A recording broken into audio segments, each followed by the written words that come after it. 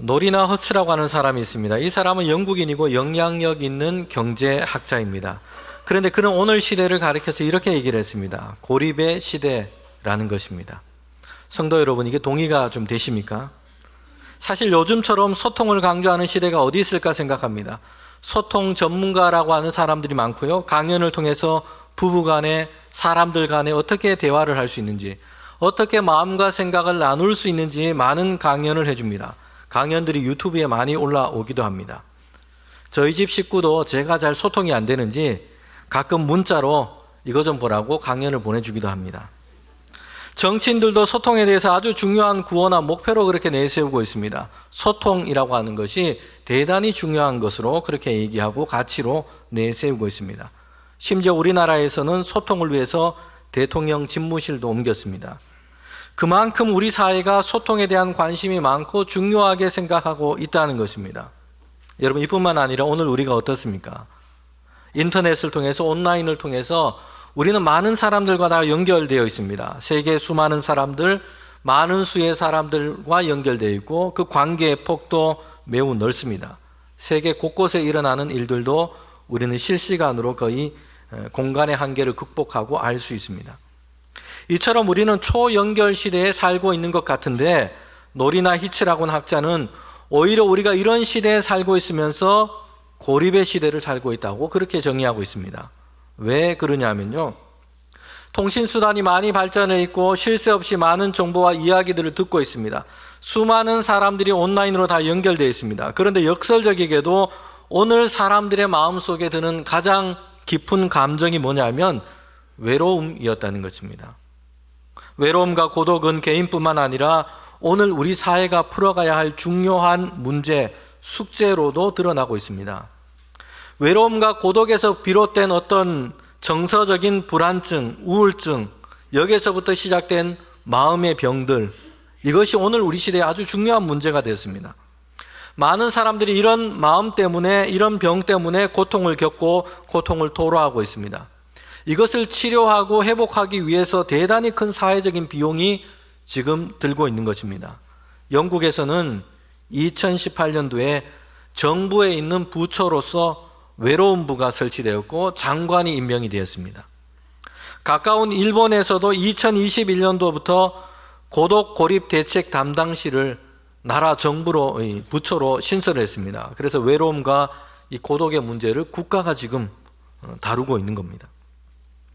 이처럼 외로움과 고독은 개인의 어떤 정신뿐만 아니라 육체적인 건강에도 좋지 않은 영향을 끼치게 됩니다. 그래서 스트레스와 만성 염증이 있고요, 뇌졸중, 치매로 이어집니다. 조기 사망의 위험을 30% 이상 그렇게 높이게 된다고 합니다. 사람들은 이렇게 온라인으로 많은 사람들과 연결되어 있는데, 여러분, 이런 연결이 때로는 긍정적인 영향을 주는 이런 소통의 방식이 되지 못하고 있기 때문입니다.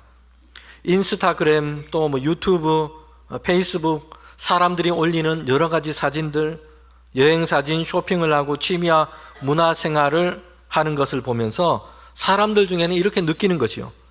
야, 저 사람은 저렇게 사는데, 저렇게 행복해 보이는데 나는 왜 이럴까? 더욱더 소외감을 느끼게 되는 겁니다. 해외 유명한 휴양지에서 멋진 휴가를 보내고 값비싸고 멋진 선물을 받고 유명한 맛집들을 순례하고, 사실 그 사람들도 맨날 그렇게 사는 게 아니거든요. 그런데 이렇게 온라인에 올라오는 그런 스토리와 이야기들을 보면서 자신의 일상과 비교를 하게 되는 것이죠. 초라함을 느끼고 내 삶에 대한 어떤 불만족을 느끼게 됩니다.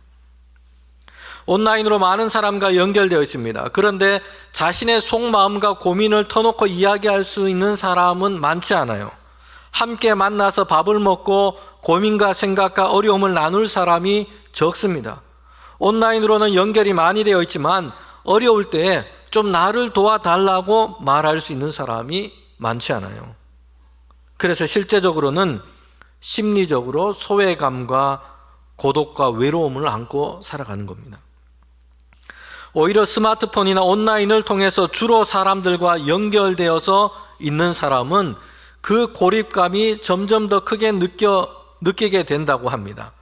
실제 사람들과 만나서 이야기를 나누고 함께 일을 하고 실제 서로의 감정을 공감하고 소통하는 능력이 오늘 우리가 현저하게 우리에게 떨어지고 있다는 것이에요. 상대방의 감정이나 의사를 제대로 파악을 하지를 못하게 됩니다. 실제로 미국의 하버드 대학에서는 이런 수업을 개설을 했어요. 학생들을 위해서. 사람들의 표정과 감정을 이해하는 법이라는 수업을 이제 개설해서 학생들에게 가르치기 시작했다는 겁니다. 다른 사람들의 감정과 그의 어떤 이 표정이나 그의 어떤 감정이나 의사, 생각을 이렇게 아는 것, 이것도 잘 못하지만 또 한편에서는 자기 감정과 반응을 표현하는 것도 서툴게 되어 갑니다. 좋아요, 싫어요, 이 두 가지 중에 하나를 선택하는 수준으로 지금 사람들이 그렇게 되어 가고 있다는 것이에요. 성도 여러분, 이렇게 우리가 설교 처음 부분에 고독과 외로움에 대한 말씀을 드리는 이유가 있습니다.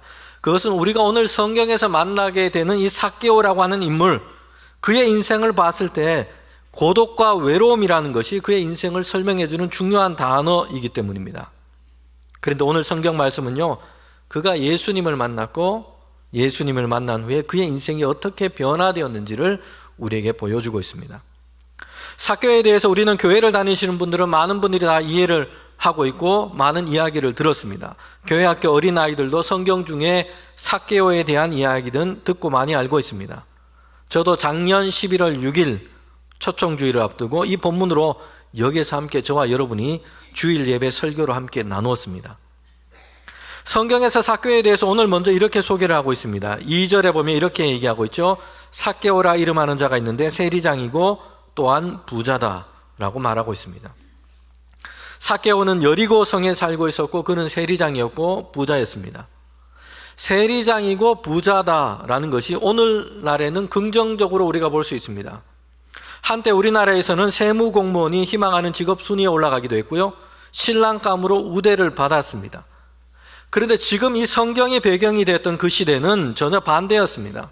세리는 당시 이스라엘 사람들에게는 멸시받았던 사람이었고 그렇게 안 좋은 사람으로 취급받았던 부류였습니다. 당시 이스라엘 나라는 로마 제국의 지배를 당하고 있었습니다. 식민 지배를 당하고 있는 겁니다. 그런데 세리들은 로마 제국의 편에 서 있었습니다. 세금을 징수할 수 있는 권한을 돈으로 샀어요. 그리고 자신이 할 수 있는 한 온갖 방법을 다 동원해서 사람들에게 세금을 많이 걷어들인 겁니다. 정해진 금액은 로마 제국에 바치고 나머지는 자기의 목, 자기의 재산으로 삼았습니다. 이것이 당시 세리들이 살았던 일반적인 모습이었습니다. 그러니까 사람들은 세리를 어떤 사람, 어떤 존재로 생각할까요? 먼저는 동족의 배신자죠. 로마에 붙어 있는 자들이에요. 로마 제국에 빌붙어서 자신의 편의와 유익을 얻고자 하는 사람입니다. 비열하게 살아가는 그런 사람들로 취급받습니다. 또한 온갖 방법으로 세금을 걷어들이면서 사람을 괴롭혀요. 그렇게 하면서 자신의 돈과 재물을 쌓아갑니다. 그러니까 정의롭지 못하고 파렴치한 인간으로 생각이 됐습니다. 그래서 세리하면 당시 사람들은 죄인 취급했고요, 함께 어울려서도 안 되는 사람, 함께 친구가 되어서는 절대 안 되는 부류였습니다. 하나님께서도 가장 미워하시고 멸시하는 부류의 사람이라고 이렇게 세리들을 생각했던 겁니다. 그런데 삭개오가 누구라고 얘기합니까? 세리 중에서도 세리장이었습니다. 우두머리였어요. 자신의 권한을 가지고 아래에 세리들을 고용하고 부리고 있습니다. 그리고 그들에게서도 상납금을 받는 존재예요. 그러니 삭개오에 대해서 사람들은 어떻게 생각하겠습니까?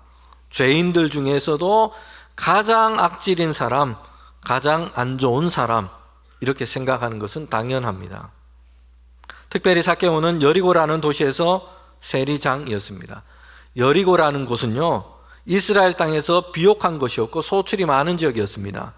여리고는 과거로부터 아주 번성했던 도시가 있었던 곳이었습니다. 다른 주변 지역은 좀 건조하고 척박한데 여리고에는 오아시스가 있었어요. 그러니까 사람들이 거기에서 일찍부터 모여 살기 시작했습니다. 우리가 구약 성경만 봐도 이스라엘 백성이 출애굽에서 가나안 땅을 향해서 들어가는데 그 가나안 땅의 가장 크고 견고한 성이 어디 있냐면 여리고 성이었어요. 여러분, 여리고는 과거의 역사만 자랑하는 그런 곳이 아니었습니다. 예수님 당시에도 이 여리고는 교통의 중심지 중에 하나였어요. 좌우로 큰 도로가 있는데 그 사이를 연결하는 도로가 여리고, 예루살렘, 요바로 이어지고 있는 겁니다.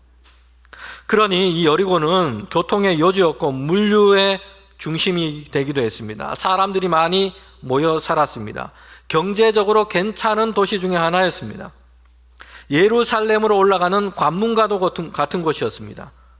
여러분, 그러기에 여리고의 부자는 그 시대 이스라엘 가운데는 꽤나 괜찮은 부자였다는 것이요. 여리고의 부자 삭개오는 돈과 재물을 그 시대 가운데는 꽤나 많이 가졌던 것이라고 우리에게 얘기를 해주고 있는 것입니다. 성도 여러분, 그런데 이렇게 부자였지만 세리짓을 해서 쌓은 부였습니다. 그러기에 삭개오가 가진 성공은 사람들이 부러워하는 그런 성공이 아니었습니다. 사람들이 좋아하거나 존중하는 그런 성공과는 거리가 멀었던 겁니다. 나름대로 권세도 가졌고 부와 재물도 가졌습니다. 하지만 이것으로 인해 세리장이었던 삭개오는 사람들의 오히려 더욱더 비난과 손가락질을 받고 살아가는 존재인 겁니다. 우리가 쉽게 이해하려면 일제강점 시대에 친일 행위를 해서 권세와 재물을 얻은 사람과 비교해서 생각하면 됩니다. 힘과 권세와 부가 있어서 그 사람 앞에서는 대놓고 함부로 하지는 못해요. 그런데 그를 좋아하는 사람이 없습니다. 뒤에서는 매국노다, 배신자다, 악질이다 이렇게 손가락질하면서 비난을 하는 것이죠. 가까이 하기를 싫어하는 그런 존재인 겁니다. 성도 여러분, 그런데 왜 삭개오가 이런 성공을 쫓으면서 살았을까요? 사람들에게 존중받지 못한 성공입니다. 세리로서 성공하는 것은 손가락질 당할 수밖에 없는 성공입니다. 삭개오가 이것을 몰랐을까요? 아니에요. 삭개오는 유대인이었습니다. 유대인들이 세리를 어떻게 생각하고 있는지를 삭개오는 너무나 잘 알고 있었어요. 그럼에도 그는 세리가 되었고 더 열심히 해서 세리장 자리까지 올라갔습니다. 그렇게 해서 돈과 재물을 모았습니다. 그리고 여리고성에서 꽤나 이름 알려진 부자까지 되었습니다. 우리는 삭개오가 왜 죄인 취급까지 당하는 이런 성공을 쫓으면서 살아왔는지 그 이유를 짐작해 볼 수 있어요. 오늘 성경 본문에서는 삭개오를 소개하면서 그의 특징과 모습을 얘기를 해주고 있습니다. 삭개오는 태어나면서 그의 신체적인 어떤 한계, 컴플렉스를 그는 가지고 있었습니다. 그는 키가 작은 사람이었어요. 평균 키보다 조금 작다, 이 수준이 아니었습니다. 성경에서 강조하고 있는 것을 보면 어른이지만 어린아이 정도의 키를 가진 것입니다. 소년 시절에 그의 성장이 끝난 겁니다. 성장이 멈춰버렸어요. 키가 더 이상 크지 않게 된 겁니다. 어린 나이에 신체에 머물고 있는 것입니다. 일종의 신체적으로 발달 장애를 앓고 있는 겁니다. 여러분, 삭개오는 이런 커다란 결핍을 안고 있습니다. 그는 큰 약점과 한계를 가지고 있었습니다. 이것이 그의 인생과 사람들 관계에서 어떤 장애가 될지 분명했습니다. 너무나 작은 키 때문에 사람들에게 호감을 얻기 어렵습니다. 신체적으로는 힘과 능력이 약합니다. 이것으로 인해서 늘 놀림을 받기 쉽습니다. 의기소침해 지내는 날들이 많았습니다. 그런 삭개오가 앞으로 그의 인생 가운데 성공을 위해서는 남들이 자신을 무시하지 않고 그렇게 무시를 받지 않고 살기 위해서는 남들이 마다하는 그런 길을 그는 선택하기로 한 것입니다. 세리라는 손가락질 받는 일이라도 권세와 재물을 얻는 일이라면 하겠다라는 독한 마음이 그에게 있었던 겁니다. 장애와 한계를 가진 자신을 누구도 그 앞에서 무시할 수 없도록 하기 위해서 남보라는 듯이 자신을 세우고 싶은 그런 집착이 그의 마음속에 있었던 겁니다. 여러분, 이것이 세리장까지 되게 했던 삭개오의 삶의 에너지였던 겁니다. 내가 세리가 되어서라도 부자가 되는 것이고, 삭개오 자신을 단단하게 보호하기 위한 방어벽으로 이것을 사용하는 겁니다. 아무도 함부로 나를 대하지 못하도록 만들고 아무도 나를 무시하지 못하도록 부와 권세의 벽을 그는 쌓아온 것입니다. 자신의 한계와 약점을 감추고 자신이 강한 사람인 것처럼 드러내고 싶은 것입니다. 이 고슴도치를 보면 가시를 가지고 있죠. 다른 짐승이 공격해 오면 그 가시를 바짝 세웁니다. 그렇게 해서 자신을 보호합니다. 방어하는 것이죠. 이처럼 삭개오는 자신의 존재감을 지키는 수단으로 세리장과 부자가 되어간 겁니다. 성도 여러분, 그런데 삭개오가 어떻게 되었습니까? 그가 온 힘을 다해서 달려갔고 열심히 했어요. 그래서 세리장이 되었고요, 여리고성에서는 이름난 부자가 되었습니다. 그런데 전혀 그의 마음속에는 행복이 없었습니다. 삶의 기쁨이 없었어요. 더군다나 삭개오는 주변에 함께하는 사람들조차 없었습니다. 외롭고 고독한 존재가 되어간 겁니다. 세리가 되고 부자가 되어서 자신의 존재감을 지키기 위한 성벽을 쌓아 올렸습니다. 원하는 것을 이루었어요. 그런 그 성벽에, 그러나 그는 그 자신이 그 성벽 안에 갇히고 만 것이요, 고립된 존재가 되고 만 것입니다. 자신이 쌓은 성벽은 자신을 두텁게 가두고 있는 감옥과 같이 되고 말았습니다. 세리장이 되고 부자가 되었지만 그의 내면은 공허했고 만족과 기쁨은 없었습니다. 성경을 읽으면서 저는 이 삭개오의 인생을 생각해 봤습니다. 그러면서 저에게 노래 하나가 생각이 났는데 찬양이 아니었습니다. 난 참 바보처럼 살았군요 라는 가사의 유행가였습니다. 찾아보니까 김도향이라는 가수가 부른 노래인데 가사가 이래요. 어느 날 난 낙엽 지는 소리에 갑자기 텅 빈 내 마음을 보았죠. 그냥 덧없이 흘러버린 그런 세월을 느낀 거죠. 저 떨어지는 낙엽처럼 그렇게 살아버린 인생을. 그리고 후렴구의 반복이 됩니다. 난 참 바보처럼 살았군요. 난 참 바보처럼 살았군요. 남들이 뭐라고 하든 악착같이 성공을 위해서 살았고요, 강하게 보이려고 무시 안 당하려고 살았습니다. 늘 어깨에 그래서 힘을 주고 긴장하면서 살았어요. 그렇게 해서 세리장까지 되었습니다. 돈도 많이 모아서 부자가 되었습니다. 그런데 그 마음에는요, 평안이 없어요. 그 영혼의 허기는 채워지지 않은 겁니다. 채워지지 않은 그대로의 상태인 것입니다. 우리가 갈증이 나고 목이 마를 때 냉장고에서 시원한 탄산 음료를 마시면 당장에는 막 시원하게 느껴집니다. 그런데 조금 지나면 더 목이 말라요. 갈증이 해소가 되지 않은 겁니다. 여러분, 삭개오가 이와 같습니다. 세리장이라는 자리에 올랐고요, 그래서 강한 척하고 살고 있습니다. 돈과 재물을 제법 많이 모았습니다. 그런데 전혀 그 영혼의 갈증이 해소되지 않은 겁니다. 더 목이 마릅니다. 평안이 없는 내적인 공고함이 그에게 가득했습니다. 열심히 살았는데 한편 뒤돌아보니까 바보처럼 산 겁니다. 그런데 그가 예수님에 대한 소식을 듣게 됩니다. 예수님께서 여리고성을 지나간다라는 소식이었어요. 여러분, 삭개오가 예수님을 만난 이 시점은 예수님께서 그의 인생의 마지막 과정 가운데 계셨습니다. 예루살렘으로 올라가실 때였어요. 주님께서는 모든 사람의 죄를 대신하는 그 십자가를 지시기 위하여, 고난의 십자가를 지시기 위하여 예루살렘으로 지금 마지막으로 올라가고 계십니다. 여러분, 그때에 이 여리고성을 지나서 예루살렘으로 가시게 된 겁니다. 예수님에 대한 소문을 듣고 사람들은 여리고성 거리로 나왔습니다. 많은 인파가 몰려들게 됩니다. 삭개오도 그 예수님을 한번 보기를 원했던 것이에요. 거리로 나왔지만 수많은 사람이 이미 나와 있어서 예수님을 볼 수가 없습니다. 더군다나 삭개오는 키가 작아서 어찌해 볼 수가 없었어요. 그래서 삭개오가 생각한 것이 돌무화과 나무 위에 올라가는 것이에요. 그렇게 해서라도 멀리서나마 예수님을 한번 보기를 원했던 겁니다. 여러분, 삭개오는 예수님을 한번 심심해서, 무료해서 그냥 지나가는 예수님, 소문으로 들었던 그 예수님을 한번 봐야 되겠다, 이런 마음이 아니었어요. 그에게는 예수님에 대한 갈망이 있었던 겁니다. 그에게는 내적인 갈증이 있었던 것이요. 여러분, 웬만해서는 어른이 돌무화과 나무 위에 올라가지 않습니다. 특별히 삭개오는요, 여리고성에서 웬만한 사람들은 다 아는 사람이에요. 자군 체구 때문에 사람들은 기억하고 있고요, 수많은 사람들이 미워하고 싫어했던 세리장이었습니다. 그런 삭개오가 사람들의 곱지 않은 시선과 수군거리는 것을 감내하서라도 나무 위에 올라갔던 것입니다. 거기에서라도 예수님을 내가 한번 봐야 되겠다라고 생각했던 것입니다.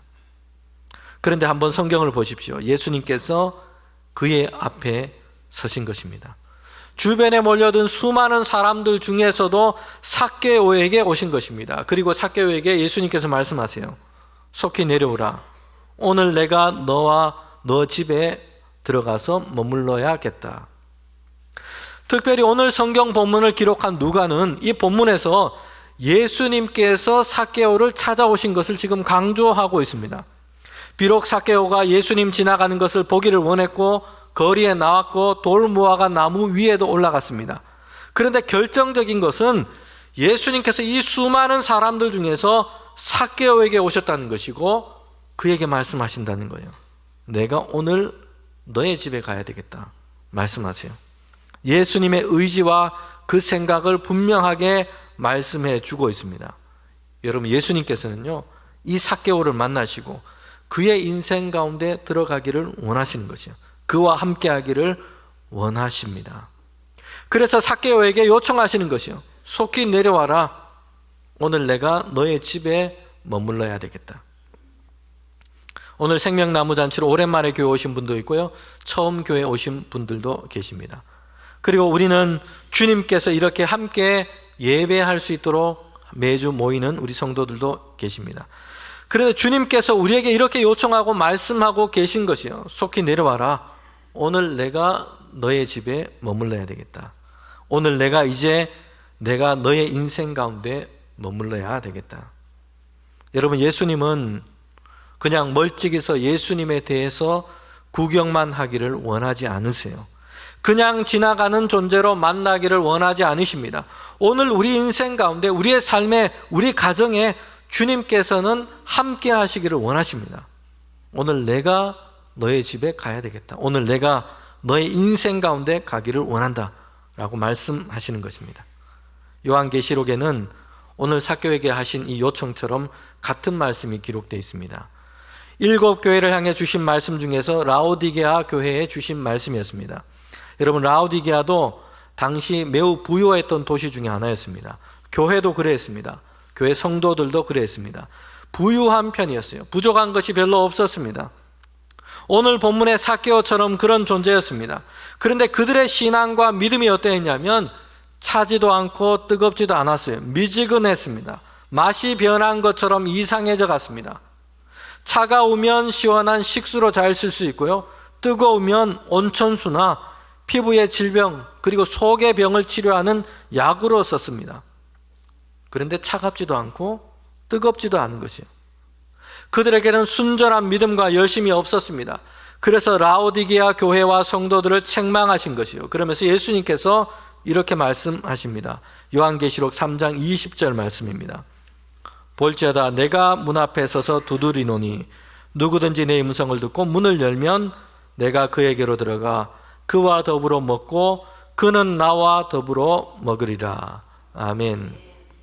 라오디게아 교회와 성도들이 왜 차지도 않고 뜨겁지도 않고 미지근해져 버렸는가? 믿음의 열심을 잃어버렸고 생명력을 잃어버렸습니까? 그들 안에는 예수님이 없었기 때문이에요. 그래서 주님께서 말씀하십니다. 문을 열면 내가 너와 함께하고 너와 함께 살리라. 주님께서 하신 말씀이신 것입니다. 여러분, 오늘 본문 마지막에서 예수님께서 이렇게 말씀하세요. 누가복음 19장 10절 말씀이에요. 인자는 잃어버린 자를 찾아 구원하려 함이니라. 아멘. 예수님께서 왜 이 땅에 오셨다고 말씀합니까? 예수님께서 왜 예루살렘에 올라가시면서 여리고에 들어가셨고 거기에서도 죄인으로 소문난 삭개오를 찾아오신 겁니까? 잃어버린 자를 찾아서, 마치 버림받은 자처럼 살아가는 그 사람을 찾아서 하나님의 이 구원의 은혜를 그들 가운데 주시기를 원하셨던 겁니다. 예수님은 삭개오의 문을 두드리세요. 문을 두드리고 계시며 말씀하세요. 내가 이제 너와 함께 하기를 원한다. 문을 열면 내가 너와 함께 하고 너는 나와 함께 살리라 말씀하십니다. 성도 여러분, 삭개오가 어떻게 했습니까? 오늘 성경에 보면 즐거워하면서 예수님을 영접하고 그의 집으로 모십니다. 예수님과 함께 식사를 하게 됩니다. 그리고 이 예수님을 만나서 그의 인생은 완전히 변화되었습니다. 삭개오가 예수님께 이렇게 얘기합니다. 소유의 절반을 가난한 사람에게 나눠주겠습니다. 그리고 속여 빼앗은 것이 있으면 4배나 더해서 갚겠습니다. 자신이 악착같이 모아놓은 이 재물을 나눠주겠다고 하고요, 불이하게 얻은 것이 있다면 율법이 정한 것보다 더해서 내가 배상을 하겠습니다. 이렇게 얘기를 하고 있어요. 여러분, 지금 삭개오는 다른 사람을 속여 빼앗은 일이 없고 나는 정당하게 돈을 벌었습니다, 이 이야기를 하는 게 아니에요.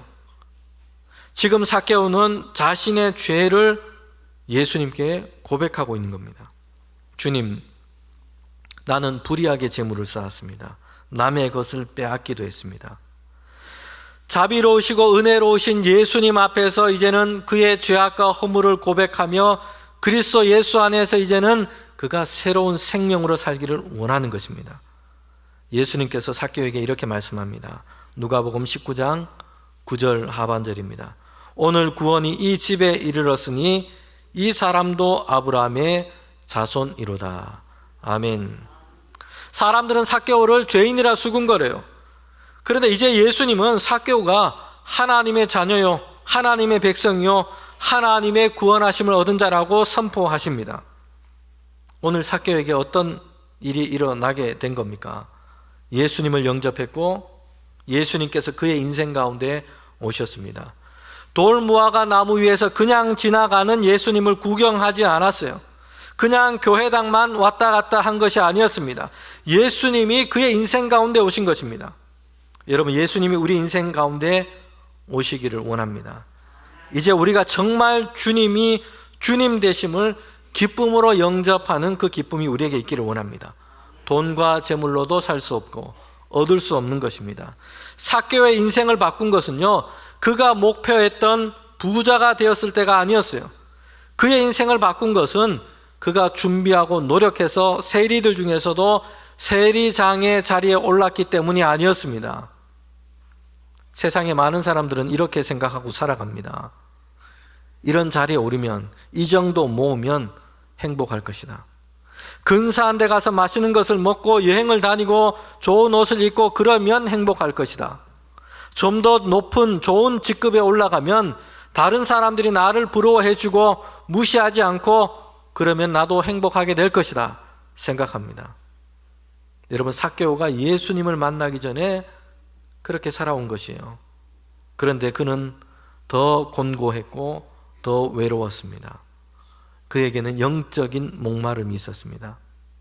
그의 심정을 이해해 주는 사람도 많지 않았습니다. 괜찮은 척 살아왔지만 죄 아래서 고뇌하고 있었습니다. 세리장이 되고 부자가 되었지만 그의 심령에는 평안이 없었습니다. 그러나 예수 그리스도가 그의 인생에 오셨고 예수님을 주님으로 영접했습니다. 그의 인생 가운데 주님이 오셨을 때 그는 변화되었습니다. 요한복음 1장 12절부터 14절 말씀, 저와 여러분이 함께 한 목소리로 읽도록 하겠습니다. 영접하는 자, 곧 그 이름을 믿는 자들에게는 하나님의 자녀가 되는 권세를 주셨으니 이는 혈통으로나 육종으로나 사람의 뜻으로 나지 아니하고 오직 하나님께로부터 난 자들이니라. 말씀이 육신이 되어 우리 가운데 거하심에 우리가 그의 영광을 보니 아버지 독생자의 영광이요 은혜와 진리가 충만하더라. 아멘. 삭개오는 예수 그리스도를 믿어 하나님의 자녀가 되었고 세상에 속한 것이 아니라 하나님께로부터 새로 태어난 자가 되었습니다. 이제 예수 그리스도께서 그의 안에 계셔서 그의 인생 가운데 계셔서 예수님께서 가지신 영광과 은혜와 진리와 평안이 삭개오 인생 가운데, 그의 삶 가운데도 충만하게 된 것입니다. 더 이상 그의 영혼의 배고픔과 허기를 다른 것으로 채우려 하지 않아도 되는 이런 영적인 충만함이 그에게 열린 것입니다. 성도 여러분, 우리가 주 안에 살아가기를 원합니다. 이제 주님께서 우리 인생 가운데 계셔서 주님이 가신 가지신 영광과 은혜와 진리와 평안이 우리 안에 충만하기를 주님의 이름으로 축복합니다. 함께 기도드리겠습니다.